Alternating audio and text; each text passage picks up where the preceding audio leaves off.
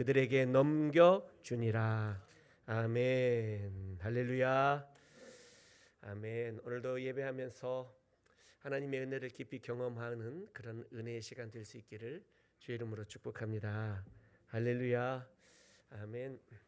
사람들이 깊이 내 마음속에 갖고 있는 어떤 신념들, 또 신앙들, 이런 것들이 있습니다. 이런 것들은 쉽게 바뀌지 않는 것들이죠. 한번 내가 딱 마음으로 붙잡은 것은 쉽게 바꾸기가 어려워요. 이런 굉장히 많은 여러 부분들이 있는 거 아니겠습니까?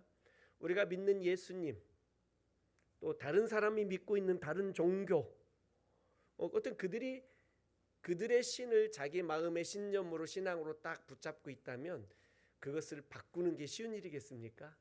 굉장히 어렵죠.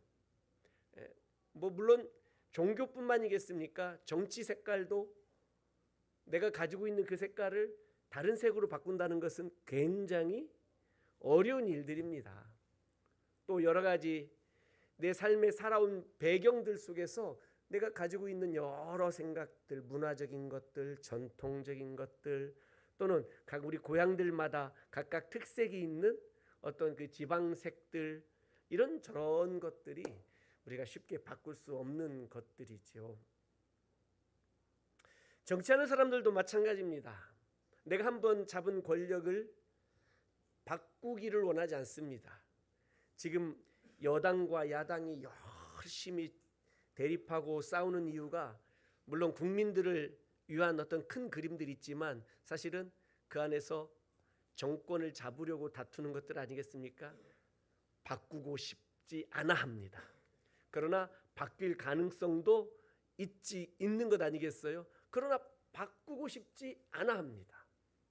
오늘 성경에 등장하는 바꾸고 싶지 않아 하는 자들이 있습니다. 첫째는 2000년 전 로마의 식민 지배를 받고 있었던 그 유대 지역에 그들이 어떤 식민지에 살고 있는 어떤 그런 사람들이었지만 그 안에서도 잡은 자신들의 권력들이 있었어요. 종교적인 권력, 대제사장들과 그를 따르는 종교 지도자들.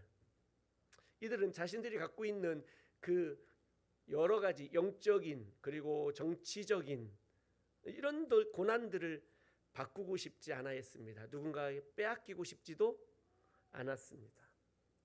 또 한 사람은 가이사의 명을 받고, 즉 로마 황제의 명을 받고 유대 지역에 총독으로 있는 빌라도였습니다. 그는 정치하는 정치인입니다. 이 정치인에게 있어서 정치 생명이 끝난다는 것은 굉장히 위협적인 일입니다. 쉽지 않습니다. 그도 로마 황제의 총애를 받고 이 유대 지역의 총독으로 발령받아 와서 유대 지역을 관할 다스리고 있는 중에 있습니다.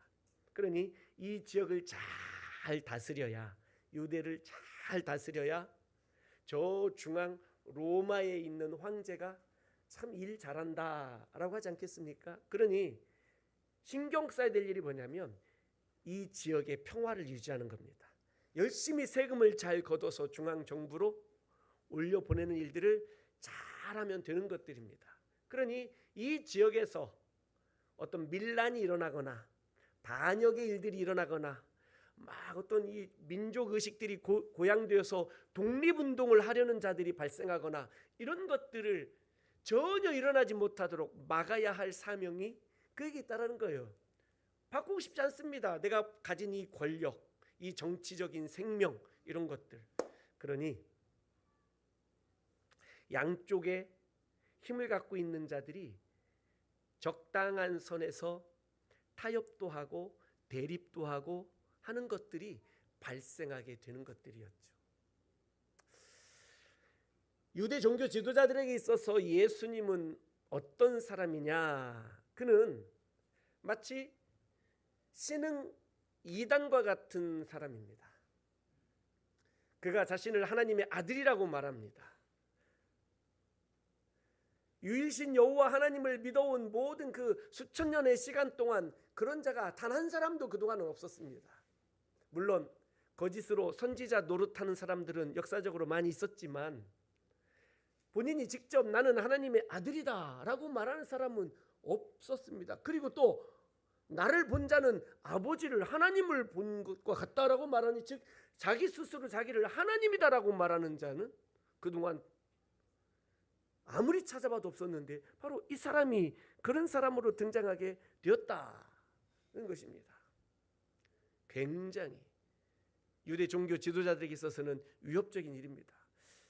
그런데 더 놀라운 사실들은 사람들이, 많은 군중들이, 많은 이스라엘 백성들이 이 예수를 따라다니고 있습니다. 그가 하는 말들에 대하여 감동을 받고 은혜를 받습니다. 심지어 자기 죄를 회개하고 세례를 받기 시작합니다. 놀라운 일들이 발생했습니다. 마치 무슨 신흥 종교가 일어난 것 같았고 이단이 아주 힘을 얻어서 득세하는 것 같아 보였습니다. 자신들의 모든 기득권을 빼앗기고 교체될 것 같은, 여야가 바뀔 것 같은 어떤 이런 위기 상황들에 처합니다. 어떻게 하면 좋을까요? 밟아야죠. 죽여야죠. 이래서 이런 일들이 시작하게 된 거예요. 예수님이 십자가를 지시게 된 모든 과정들이 그냥 평탄하게 그냥 예수님이 십자가를 메고 골고다 언덕 가서 떡 못 박혔다 이런 게 아니라 그 모든 상황들을 정치적 상황들, 종교적 상황들을 다 고려하고 그 모든 상황에 맞춰서 마치 톱니바퀴가 탁 맞아 아름답게 예쁘게 잘 굴러가는 것처럼 그런 상황들 가운데 예수님이 십자가에 못 박히게 되었던 것이지요. 유대 종교 지도자들은 이 예수님을 죽이고 싶었습니다. 단순히 어디에 감옥에 넣는 정도로 끝날 일이 아니었습니다. 아예 없애버리는 것이죠. 없이 하소서, 없이 하소서, 그냥 없애버리라는 거예요. 그러나 우리가 말씀을 들어 아는 것처럼 유대 종교법에는 당시에 로마에서 자치권을 주었지만 그 자치권 안에서 죄인을 사형시킬 권한은 로마가 허락하지 않았었습니다. 감옥에는 넣을 수 있어요. 그러나 사형시킬 권한은 허락받지 못했었습니다. 그러니 이 예수를 죽이고 싶은데 죽일 수 있는 방법은 로마 법정에 데려가서 그 로마법에 의해서 사형을 받게 하는 이런 일들로 작전을 바꿔가는 것이죠. 종교 내부적인 일, 신성 모독에 관한 일, 스스로 자기를 하나님의 아들이라고 말하는 일, 이런 모든 것들이 종교적인 문제였기 때문에 재판을 받는다면 종교 재판을 받아야 되는 건데 사형시킬 권한은 없고, 그러니 이 종교적인 죄인으로 낙인을 찍었지만 결국 죽이려면 로마 법정에, 즉 총독 빌라도의 법정에 데려가서 이를 정치적인 죄인으로 만들어버리는 일들을 지금 하고 있는 것이죠.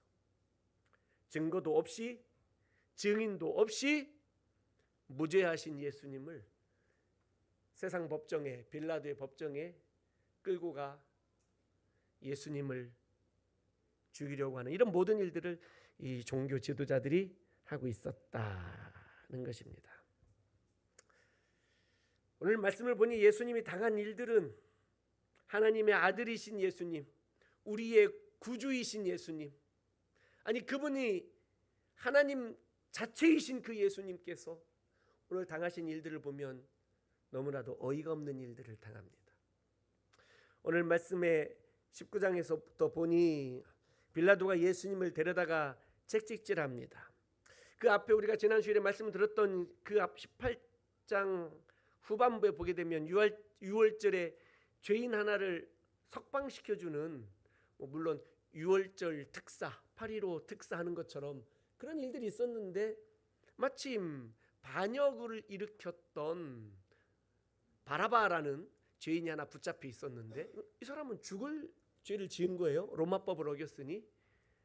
그런데 예수님 말고 바라바를 석방시켜달라고 소리치니 빌라도가 예수님을 데려다가 갑자기 19장 1절에 보니 채찍질합니다. 채찍질. 로마의 이 형벌 중에 채찍질하는 형벌이 있었는데 그 채찍의 강도가 3단계가 있었습니다. 제일 낮은 단계, 중간 단계, 제일 센 단계. 근데 예수님이 19장 1절에 채찍질 당한 것은 성경학자들에 의하면 제일 낮은 단계의 채찍질을 받았습니다. 제일 낮은 단계. 그래도 채찍질을 받았다라는 것은 그 채찍 끝에 우리가 알고 있는 것처럼 편자들이 달려 있어서 납덩이 이런 것들이 달려 있어서 그냥 살점이 떨어져 나가는 이런 채찍질이었지만 그게 가장 낮은 단계의 채찍질이었다고 합니다. 일단은 채찍질을 했습니다. 온몸에 피가 났겠죠. 그러니까 이것은 뭐냐면 이런 거예요. 이 빌라도의 전략인데요. 보니까 다 종교적인 일이잖아요. 자기들끼리.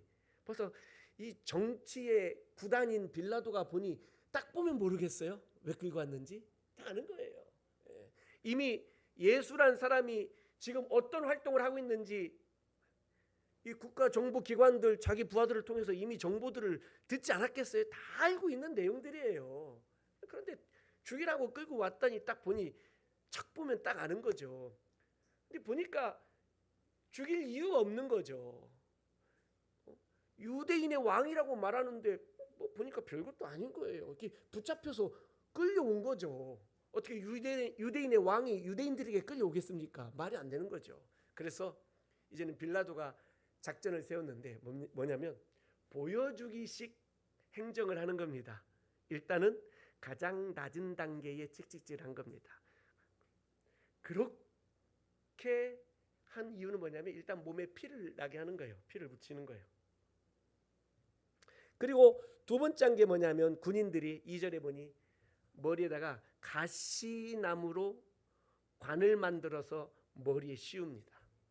조롱을 시작하는 거죠. 조롱을. 가시나무 관이 이게 왕들이 쓰는 면류관이다, 왕관이다라는 상징적인 것 아니겠습니까? 가시나무 관을 썼으니 찔려니 머리에서 이마에서 피가 흘렀겠죠. 얼굴로 쫙 피가 또 온몸에는 채찍을 맞고 피가 흥건하고 가시관을 썼으니 찔린 자리에 피가 얼굴로 흘러내렸을 게 분명하고 그리고 한 일이 또 뭐냐면 2절에 보니 자색 옷을 입혔습니다. 이것은 자색 옷 홍포 아닙니까? 이 빨간색 옷이에요. 오늘날에는 빨간색 옷들이 많습니다만 당시 2000년 전에는 빨간색으로 염색하는 게 굉장히 귀한 재료였습니다. 이것은 조개 껍질에서 얻을 수 있는 색깔인데 이것은 아무나 빨간색을 염색해서 입을 수 없었습니다. 그래서 빨간색 옷은 누가 입었느냐? 왕들이 입던 색깔입니다. 왕들이.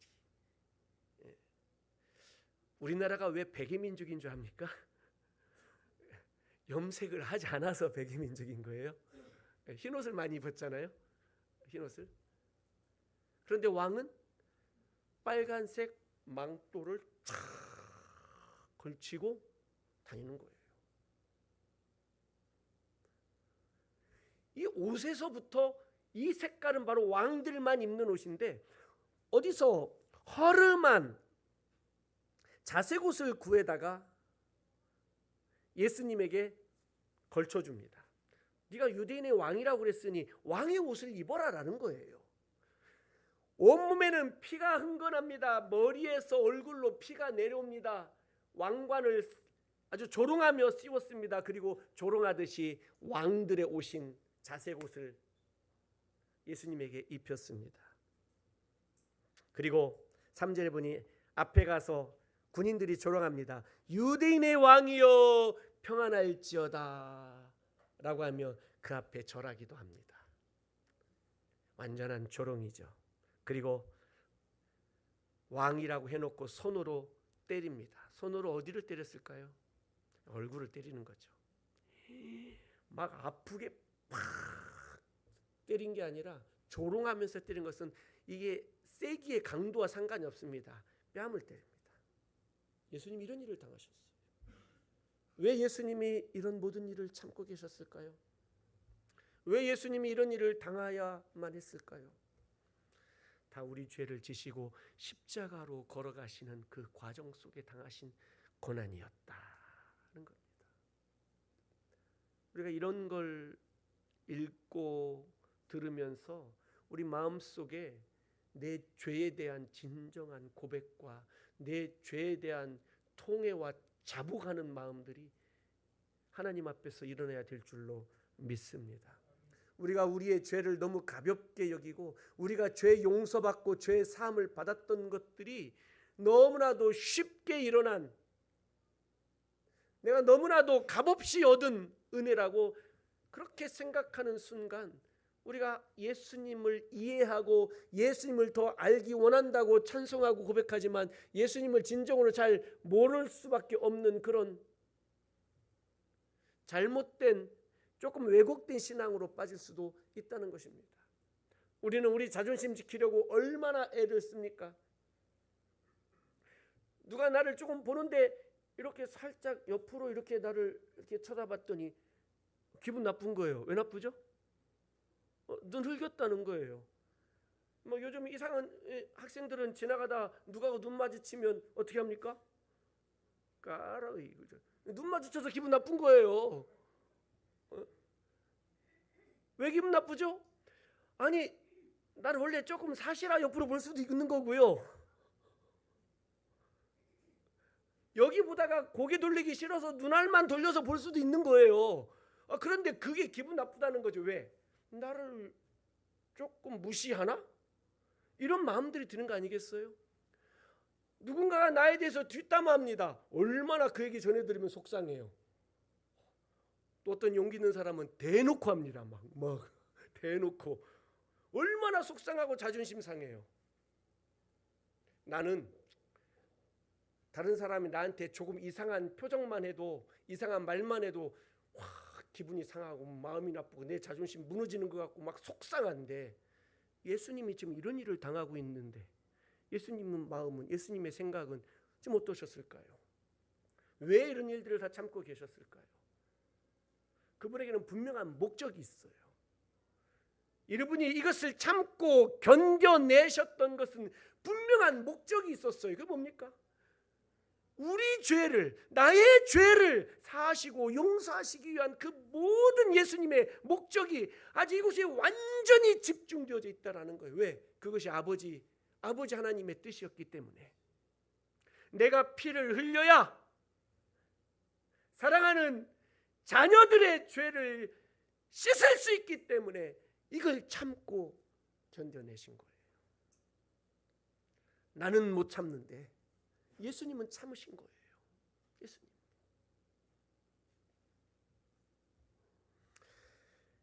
이렇게 군인들에게 한껏 조롱당하고 이제는 4절에 보니 빌라도가 이 예수님을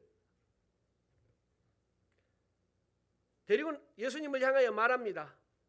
그리고 유대인들에게 나는 이 사람한테 아무 죄도 찾지 못했다 라고 말합니다. 이미 빌라도는 다 알고 있는 거죠. 그들이 고소고발하는 것들은 종교적인 일 때문인 것을 알고 있었고, 빌라도가 죄를 찾지 못했다라고 하는 것은 정치적인 일을 바라보니 그게 죄가 없었던 거예요. 그리고 예수님을 바깥으로 데리고 나와서 그들에게 보여줍니다. 이게 빌라도의 전략이에요. 채찍질을 해서 온몸에 피를 흘리게 했죠. 가시관 써서 우스꽝스러운 면류관을 쓰고 온 얼굴로 피가 흘러내렸죠.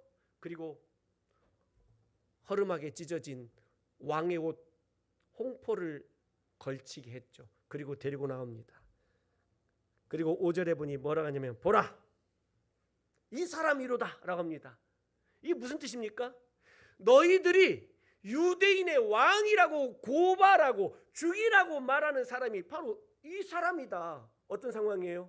온몸에 피가, 채찍에 피가 흘러요. 머리에서 과시관 쓰고 얼굴로 피가 흘러요.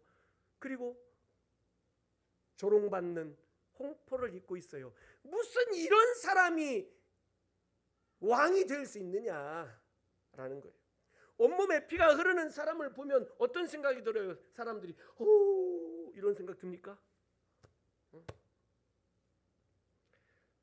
거기 모여있는 군중들의 동정심을 유발하고, 그리고 이렇게 조롱당하고 아무 힘도 없이 채찍질 당하고 머리에 가시관을 쓰고 너덜너덜한 홍포를 입고 있는 이 모습을 보면서 무슨 이런 자가 왕이냐 라고 하면서 빌라도의 계략은 이 사람은 그러니 정치적인 반역을 할 만한 위인이 못 된다. 그래서 풀어주겠다. 이런 계략을 가지고 빌라도가 이런 일을 했던 겁니다. 그런데 제사장들은 절대 포기하지 않습니다. 빌라도는 죄가 없다라고 보여주고 적당히 채찍질해서 그냥 내보내려고 했는데 대제사장들이 십자가에 못 박으소서, 십자가에 못 박으소서 외치기 시작합니다. 얼마나 안타까운 일들입니까? 예수님을 십자가에 못 박는다는 것, 이것은 끝까지 포기하지 않고 집요하게 그 길을 가겠다라는 것들이죠. 로마의 군졸들도 또 로마의 총독을 있던 빌라도도 그는 예수님을 조롱하기 위해서 머리에 가시관을 씌우고 홍포를 입히고 보라 유대인의 왕이다, 너희들이 말하는 유대인의 왕이다 라고 그렇게 소개하고 있기는 하지만 그들은 자신도 모르는 사이에 예수님이 왕 되심을 고백하고 있다. 이것이 바로 성경학자들의 해석입니다.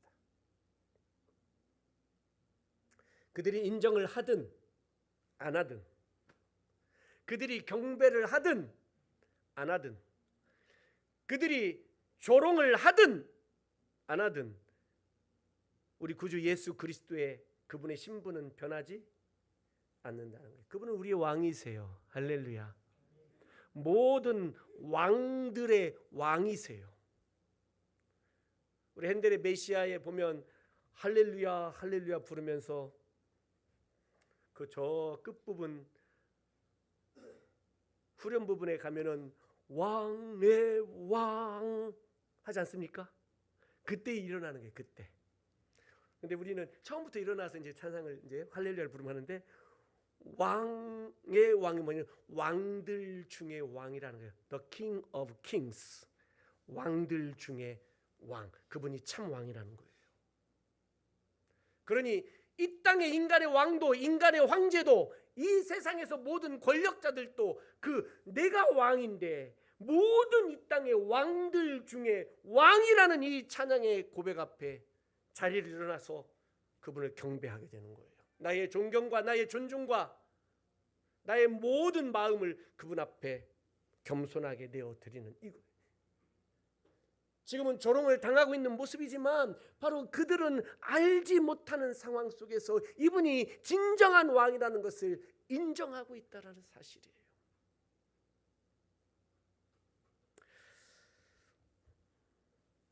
유대인들이 전략을 바꿉니다.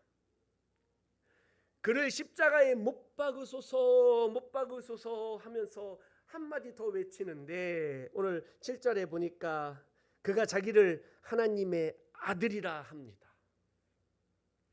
빌라도에게 이게 얼마나 설득이 될까요? 지금 빌라도는 딱 구별하고 있잖아요. 정치적인 건가 종교적인 건가 마음속에 완전히 딱 구별하고 있는데 또 종교적인 얘기를 하는 거예요. 그가 자기를 하나님의 아들이라고 합니다. 근데 빌라도는 이 말을 듣고 정치적인 게 아니라 다른 생각이 드는 거예요. 정말 하나님의 아들이면 어떡하지? 라는 두려운 마음을 갖게 되었다라는 거예요. 그래서 가서 예수님에게 9절에 질문합니다. 너는 어디로부터냐? 하늘로부터냐? 즉 정말 네가 하나님의 아들이냐? 이걸 질문하는 거예요. 두려움을 갖고. 예수님 아무 말씀도 하지 않으십니다. 빌라도가 자신의 고난을 얘기합니다. 나의 고난은 이거다. 내가 너를 놓아줄 수도 있고 십자가에 못 박아 죽일 수도 있다. 대답해라. 너는 어디로부터냐? 네가 정말 하나님의 아들이냐? 내가 하나님의 아들이 맞다라고 해도 죽일 수는 없습니다. 왜? 그건 종교적인 일이기 때문에. 그런데 두려운 마음에 질문하는 거예요. 예수님은 대답을 이렇게 말씀하십니다. 위에서 하나님이 너에게 이런 권한을 주시지 않았더라면 네가 나를 해할 수 없다. 너는 그런 권한이 없을 거다. 빌라도는 마음이 더 복잡해졌습니다. 그래서 유대인들 앞에 데리고 나왔어. 다시 말합니다. 나는 이 사람에게서 아무런 죄를 찾지 못했다. 그래서 계속 예수님을 놓아주려고 합니다. 놓아주려고. 그런데 결정적인 유대인들의 외침이 들려집니다. 12절 같이 한번 읽어요. 12절 시작. 이러함으로 빌라도가 예수를 놓으려고 힘썼으나 유대인들이 소리질러 이르되 이 사람을 놓으면 가이사의 충신이 아니니이다. 무릇 자기를 왕이라 하는 가이사를 반역하는 것이니이다. 아멘. 이것이 빌라도의 귀에 들려졌습니다. 아니, 종교적인 일을 아주 교묘하게 엮어 정치적인 것으로 지금 바꾸어 발언하고 있는 것입니다. 이 사람이 자기를 왕이라고 하는데, 이 사람이 자기를 왕이라고 하는데 이 사람을 놓아주면 가이사를, 즉 황제를, 로마 황제를 반역하는 것입니다. 그리고 이 사람을 놓아주면 가이사의 충신이, 황제의 충신이 아닙니다. 이제는 로마 총독 빌라도를 위협합니다. 만약에 놓아주면 저 로마에 마치 상소라도 올릴 작정입니다. 이제는 문제가 달라졌어요. 빌라도가 이제는 달라졌어요. 이제는 무슨 문제가 생길 것 같을 수도 있는 거예요. 자기 신상에 위협을 느낄 수도 있었다라는 거예요. 그래서 빌라도는 고민해야만 했습니다.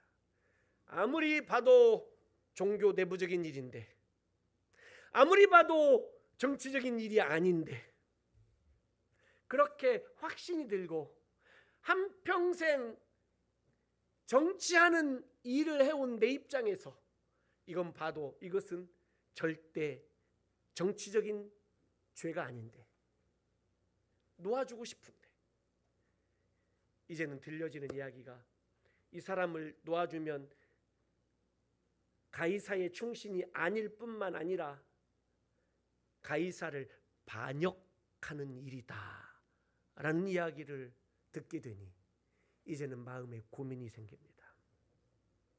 이제는 선택을 해야 합니다. 선택을 해야 돼요. 내 마음의 확신대로, 내가 가지고 있는 나의 믿음대로 이 사람이 죄가 없음을 알기 때문에 그럼에도 불구하고 놓아주어야 하느냐, 아니면 내 마음의 신념과 내 믿음과 내가 가지고 있는 신앙관, 가치관, 내가 갖고 있는 세계관, 이 모든 것들과 정반대되는 거지만, 내가 동의할 수 없지만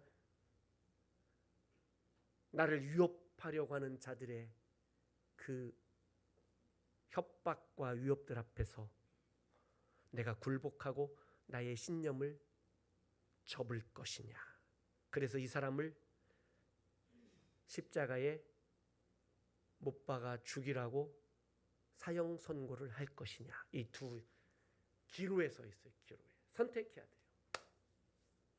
우리 인생도 끝없는 선택의 연속 아니겠습니까?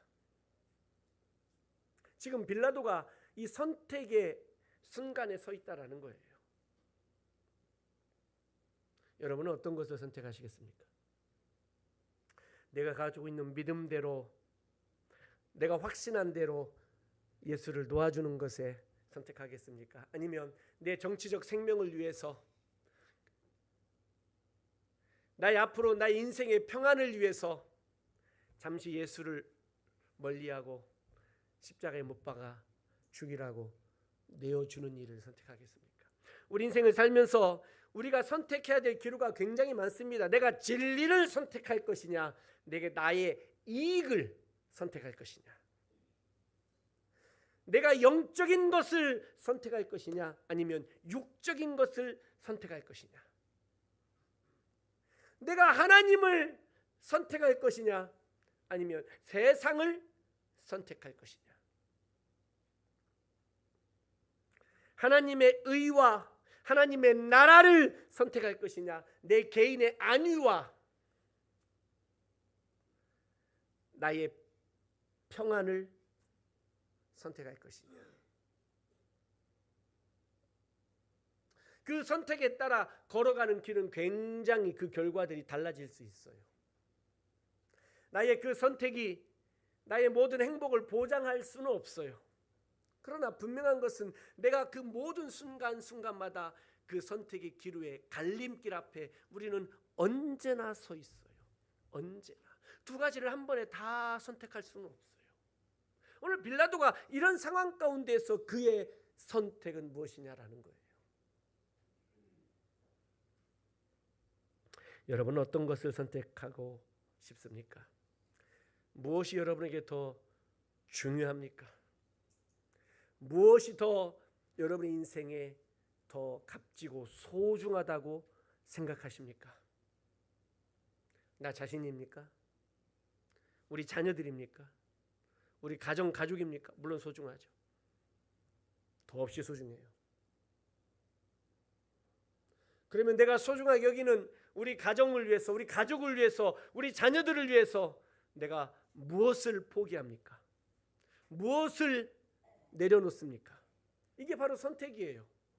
우리 자녀들과 내 사랑하는 가족을 위해서 내가 무언가를 포기했다라는 것은 내가 가족과 가정을 선택했다는 거예요.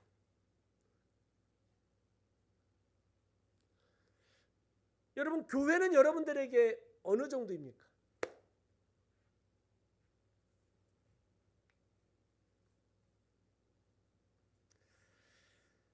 최근에 소통 강사인 김창옥 교수님의 강의를 들었던 이야기를 한번 나눈 적이 있습니다. 그분의 강의 중에 이런 얘기가 있었어요. 한국 남자들에게 설문조사를 했는데 아내가, 와이프가 어떤 급박한 교통사고 위험 속에 있어요. 차가 막 오는 거예요.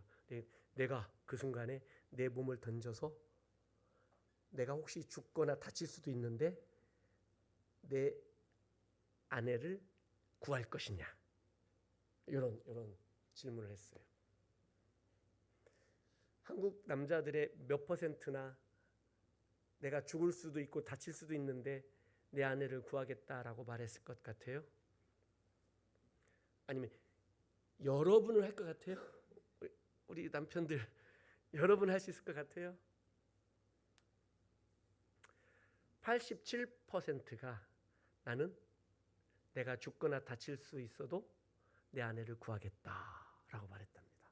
많습니까? 87%가. 이런 생각이 보세요. 그럼 13%는 뭐야, 나머지? 요 뭐 하는 사람들? 13%는 뭐야? 그래서 제가 저희 사모에게 질문했어요. 당신이 생각하기에 나는 당신을 구할 것 같다고 생각해? 물어봤어요. 그럴 것 같대요.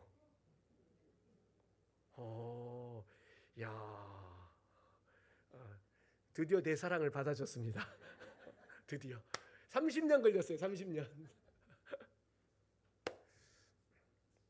여러분 어떻습니까?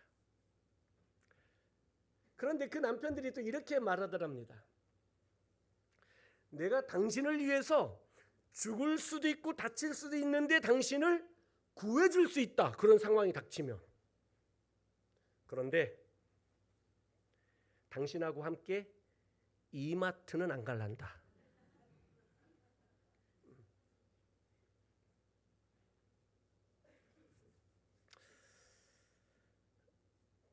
그랬더니 저희 사모가 이렇게 말합니다. 아니, 앞으로 일어나지도 않은 일들에 대해서는 후원장담하면서 하겠다고 그러면서 왜 오늘 이 사소한 일들은 왜 나와 함께 하지 않으려고 하는지 모르겠다. 이거 그 가짜라는 거예요. 여러분 어떻게 생각하세요? 베드로가 그랬어요. 내가 주님과 함께 죽는 데까지라도 가겠습니다. 이 87%의 남편에 속하는 거예요. 그렇죠? 그런데 그날 밤에 예수님 붙잡혀 가실 때 어떻게 했어요? 3번 부인했어요.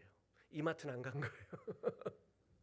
이게 이마트입니까? 아니, 절체절명의 순간에 선택을 해야만 하는 순간들이 있다라는 거예요.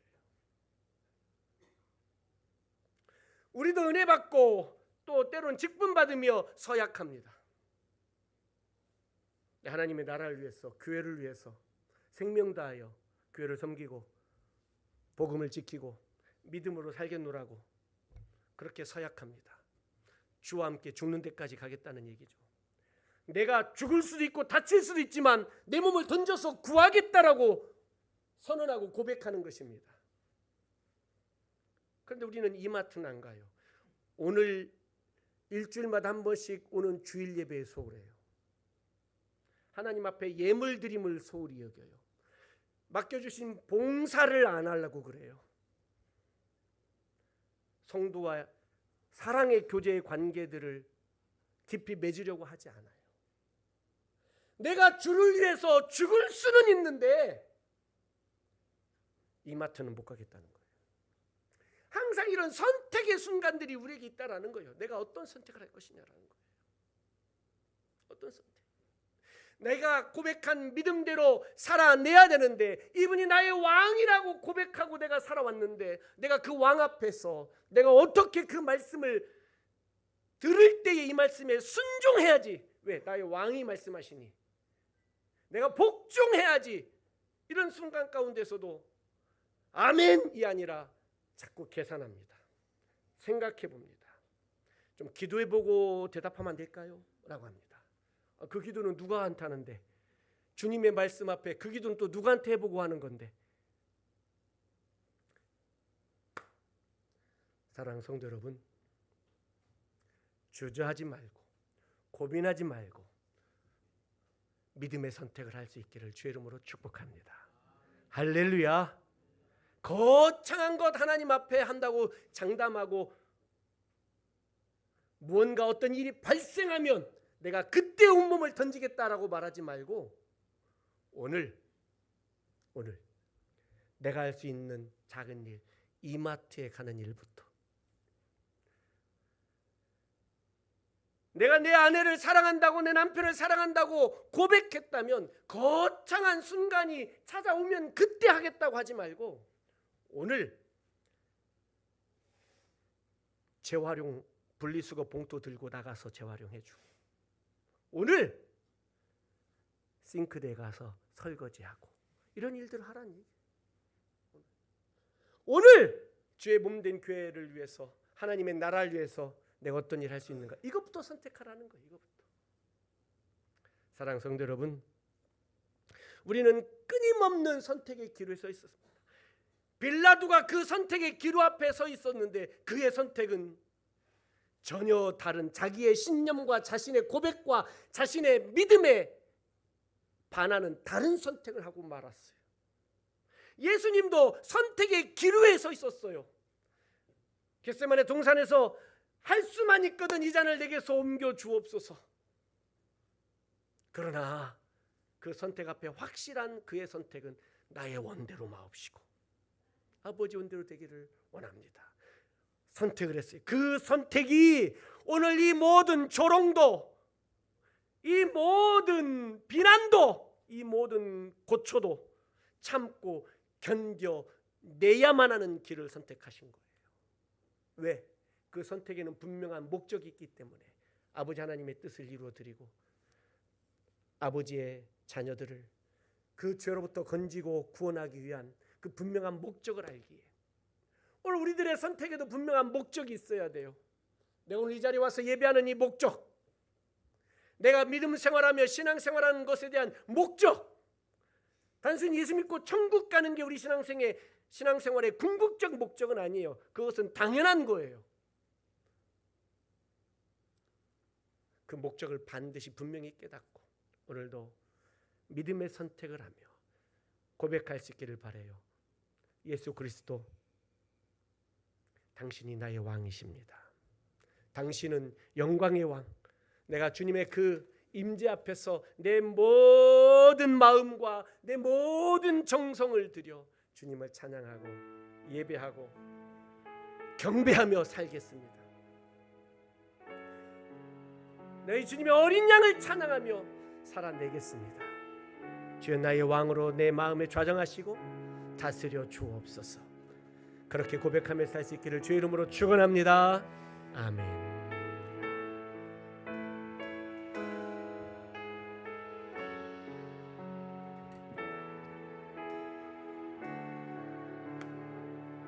찬양합니다.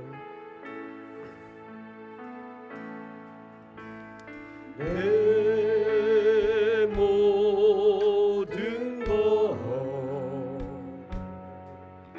나의 생명까지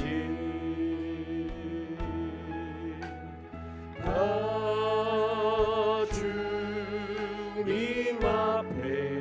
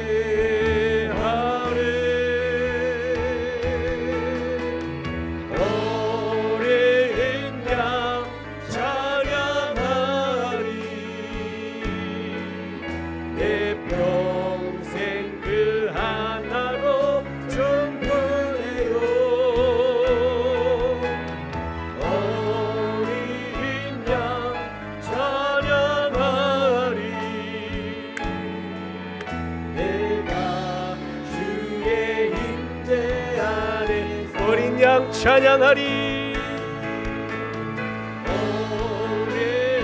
어린 양 찬양하리. 내 평생 그 하나로 충분해요. 어린 양 찬양하리. 내가 주의 임재 안에서. 기도하겠습니다. 같이 한 목소리로 동성으로 기도합니다. 첫 번째, 우리 회개하십시다. 우리 모든 죄를 사하시고 우리를 죄로부터 건지고 새 생명 주시기 위하여 예수님 이름 모든 고초, 조롱, 채찍질, 뺨맞음 이런 모든 것들을 참고 견뎌내 주셨습니다. 그리고 십자가의 길을 걸어 가셨습니다. 우리 죄를 위하여 이런 일을 당하셨는데 우리는 아직도 나의 죄에 대하여 심각하게 고민하지 못하고 죄를 너무 가볍게 여기며 살아가는 우리 자신들을 보면서 한번 진심으로 하나님 앞에 회개하며 나아갈 수 있기를 바랍니다. 그리고 고백하십시다. 주님, 나의 왕이십니다. 내 구주이십니다. 내가 주를 위하여 내가 삶을 살아내겠습니다. 모든 선택의 기로 앞에서 믿음의 선택을 하겠습니다. 내가 고백한 대로 그렇게 주님을 사랑한다고 믿음으로 살아내겠노라고 헌신하며 살겠노라고 고백한 대로 내 일상에서 살아내겠습니다. 내가 주를 위하여 죽는 데까지라도 함께 가겠노라는 나의 믿음의 큰 결단과 고백들을 내 일상생활에서 증명해 내겠습니다. 교회가 어렵고 위기 가운데 있을 때에 그때가 되면 내가 어떻게 헌신하리라라는 게 아니라 내가 오늘 섬길 일, 오늘 봉사할 일, 오늘 헌신할 일, 오늘 예배할 일들을 내가 찾아 그렇게 헌신하며 실천하며 믿음의 삶을 살아내겠습니다라고 한번 고백하십시다. 주의 놀라우신 은혜가 우리 안에 있고 모든 왕 중의 왕이신 우리 예수 그리스도의 그 크신 은혜가 우리를 덮으시고 다스려 주심을 믿고 주여 내가 주의 은혜 가운데 살게 해 주옵소서라고 한번 기도하십시다. 주의 이름을 간절히 한번 부르고 한 목소리로 다 함께 기도합니다. 주여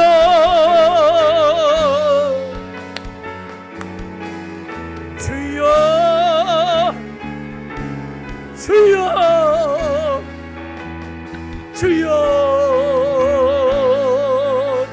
주여 주여. 오 하나님, 아버지 하나님, 하나님의 그 놀라우신 은혜 앞에 오늘 우리가 머리 숙입니다. 우리 모든 죄를 사하시고 깨끗하게 하시기 위하여 예수님께서 이 모든 고난을 당하셨습니다. 졸음을 참아내시고 온갖 수치와 모욕을 견뎌내셨습니다.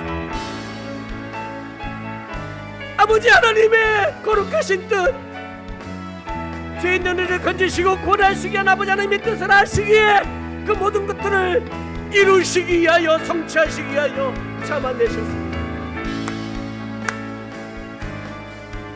모든 순간순간 선택의 기로 앞에 우리가 서 있으며 예수님 우리를 위하여 당하신 그 모든 고난들을 기억하고 믿음의 선택하기로 다시 한번 결단합니다. 오 하나님, 오 아버지 하나님, 오 주님, 다시 한번 주님 앞에서 다시 한번 믿음으로 주님 앞에 서기를 원합니다.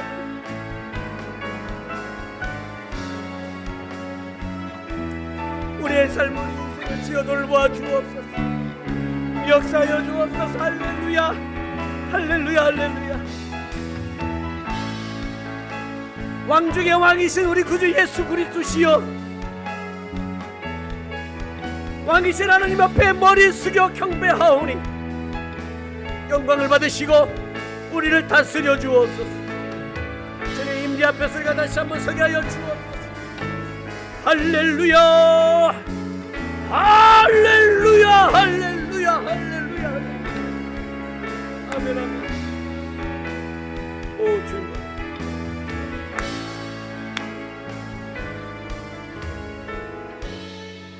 한 번 더 기도합니다. 우리 시간 하연이를 위해서 같이 한번 기도해 주시기 바랍니다. 우리가 기도 제목을 듣고 또 알고 있는 것처럼 우리 하연이가 잘 견뎌내고 이겨내고 회복하고 하나님의 은혜로 다시 사는 역사를 주옵소서. 간절히 기도하십시다. 모든 생명은 하나님 손에 있는 줄 믿습니다. 하나님께 맡겨드리십시다. 주여 돌보아 주옵소서. 주여 만져 주옵소서. 주여 그 귀에 달리다굼 말씀하여 주시옵소서. 같이 한번 주의 이름을 한번 부르고 우리 하연이를 위해서, 그리고 정기영자님, 김신혜 권사님 위해서 다 함께 기도합니다. 주여 주여 아버지여 아버지, 하나님 손에 맡겨드립니다. 하나님 도와주옵소서. 하나님 역사해 주옵소서. 할렐루야 할렐루야 할렐루야 할렐루야 할렐루야. 오 아버지 아버지 아버지 아버지 내 메어리가 하리게 나라가 천대 세시게 나 메가 되는 거다.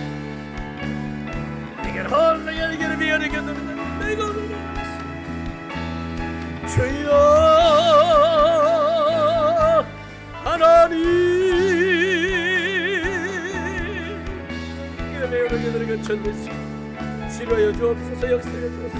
아멘 아멘 아멘 아멘. 이름에 우리가 전되시.